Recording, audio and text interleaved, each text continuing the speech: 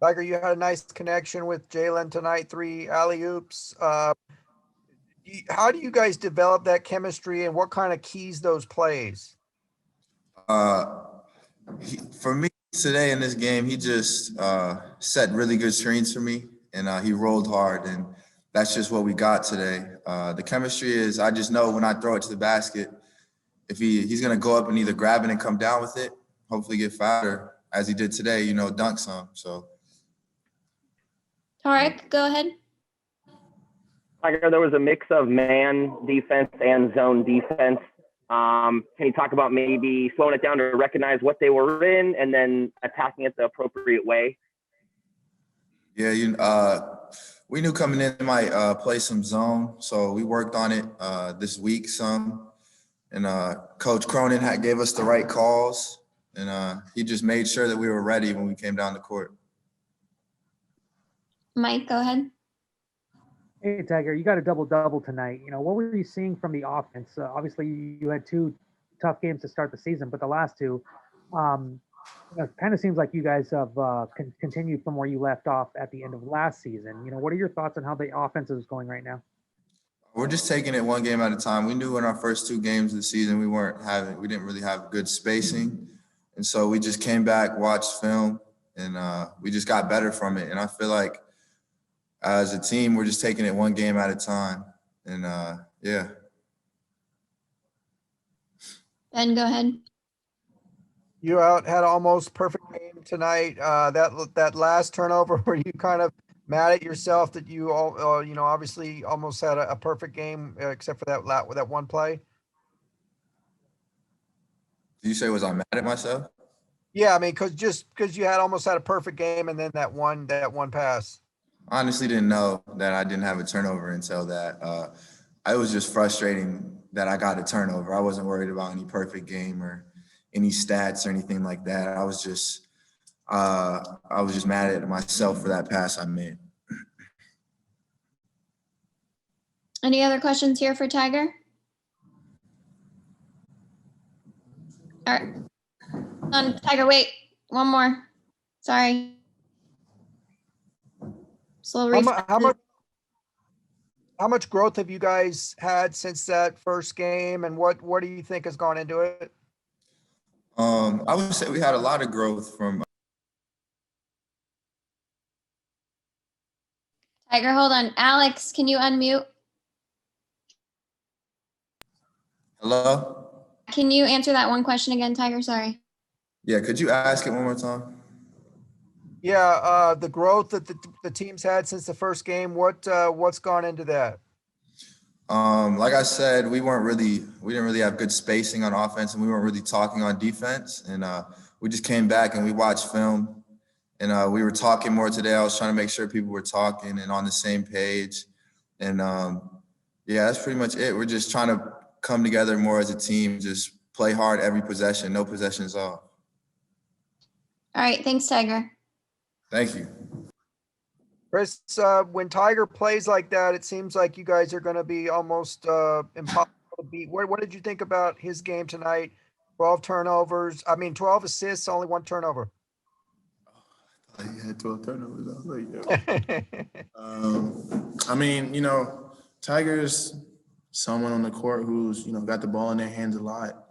So, when you can depend on someone who's as dominant on the ball as that to make the right decision every time he has it. It's just, it just makes everybody else around him, a lot better. And it's so easy to play with him. I know whenever I'm on the court, I always run the floor. I always, get to the right spot because I know he always has his head up and he's always going to see me. So I thought he had a flawless game today. Obviously, there were some things that he could have fixed, but he had a much better game than me. So I think he played amazing today, and I was just enjoying watching it the whole time. Tarek, go ahead. Chris, towards the end of the game, they brought it to within 14, 12 a couple times, and you guys had a response pretty much any time they brought it close. Can you talk about that mentality and how important that is for good teams to put teams away like that? A big point of emphasis today was not to come out and start slow like we've been doing in the first 3 games. So we decided to come out today, hit them in the mouth off rip. Unfortunately, we weren't getting the stops like we wanted to, but luckily we were able, to score whenever they scored. So it didn't seem as if they were playing as well as they were. So, just we wanted to get stops. Obviously, that's something that we take pride in. But if you can't get a stop, then you got to score in order to keep the lead. So that's just what we were doing today. Mike, go ahead. Hey, good evening, Chris. Yeah, just talking about the offense some more. You had 21, 7 to 12 shooting, 5 Bruins in double digits, Tyger with 12 assists. What are you seeing from the offense specifically in these last 2 games compared to the first 2 games down in San Diego?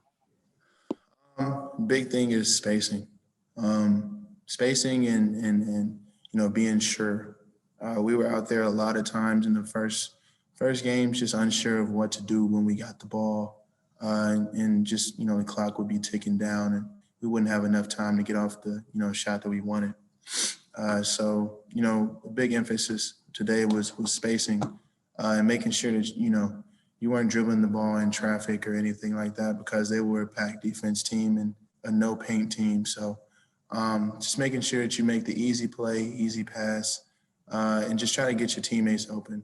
I think one of my best plays of the game today was when I was able to get Dave a 3 in the first half and screen 2 people at once. I was really, really happy when I got to do that. So just playing for each other. That's what we've been doing recently and, keeping our spacing right so we make the defense guard the whole court rather than allowing one person to guard multiple people. All right, final question here for Chris. Ben, go ahead. You guys had 4 alley-oops in the second half. Does spacing play into that, or is there something else that helps those develop?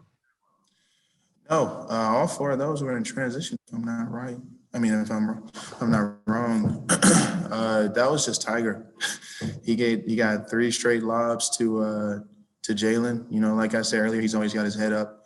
Jalen was in the right spot, in the dunk spot, and they weren't guarding the pick and roll correctly. So he just made the right play, and it was 3 lobs in a row, which was so fun to watch.